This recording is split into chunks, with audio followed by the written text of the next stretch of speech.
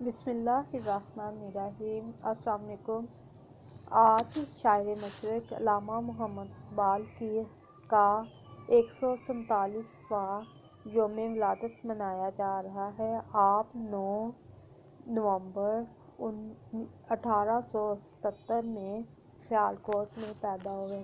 ابتدائی تعلیم آپ نے سیالکوٹ میں حاصل کی، پھر ایم کالج لاہور سے آپ نے اعلیٰ تعلیم حاصل کی۔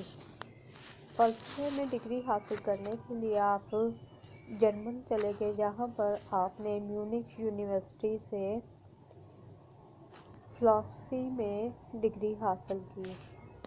آپ نے لاء کی ڈگری حاصل کی۔